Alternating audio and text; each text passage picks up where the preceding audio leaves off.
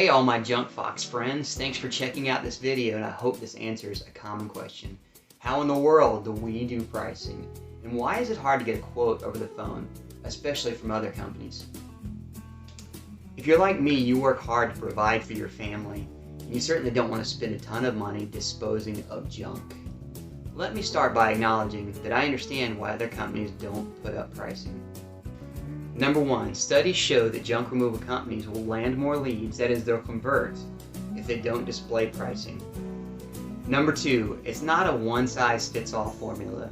Weight, time, location, and the volume of the space it takes up in our box truck all play a role in determining the right price. Number three, it's much easier to give a quote after you see the items in person. You get a real feel for the size, the height, the weight, all of those factors if you see it in person. Here's how we've decided to address each of these problems. Number one, we will lose some customers as a result of listing our prices online. It's just one of those things. However, we're customers of other companies and we kind of want to know what we're getting into. We don't mind if someone explains over the phone a process they're going to go to, but I want an answer. I want to know how much to set aside, how much to budget.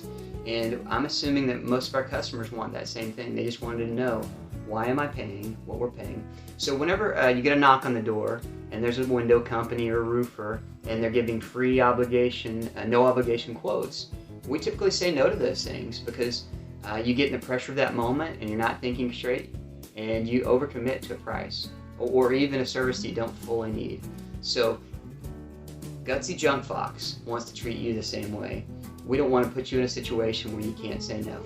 Number two, we try to cover all scenarios on our pricing page, but we'll never hit every possibility. There's just too many variables.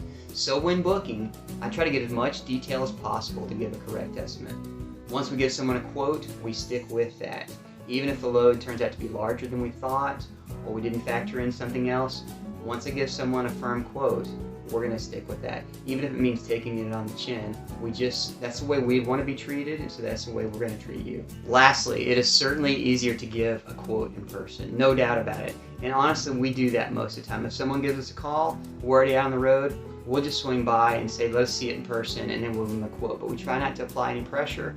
It's just much easier to give a quote in person, seeing the items. You get an idea of their weight. Are there some items that are around the corner that they forgot about, those kind of things, and that way we can give someone an accurate estimate or quote. But there are some items that we know. You know, someone says, hey, I've got a king-size mattress and box springs. We know what size that is, and so we will give a quote right over the phone on that. A couch or a dishwasher, those are pretty standard things. It's more when someone has 6 bags of debris, and then they've got some construction material too. Those things are just hard to estimate unless you see them in person. So that's what we do. Here are a couple other things to keep in mind. We certainly try to donate as much as possible. Our good friends at the Rehome Superstore get a lot of our gently used couches and chairs and tables. We also recycle metal, and we try to donate as much as we can. It certainly helps the environment, but it also saves us for weight at the dump. So it's a really kind of a win-win thing. But I know a lot of our customers are concerned, what is the impact on the environment? So we do as much as we can to take care of that. There's also the issue of paint, car and truck tires, mattresses, those type of things. We do get charged at the dump additional for those type of things, propane tanks. And so we have that listed on our website, but just know that if you've got 10 gallons of wet paint, then we've got to upcharge that because they charge us at the dump. And so I hope that's helpful. Again, items like paint, wet paint, mattresses, propane tanks, tires, those seem to be the big gotchas.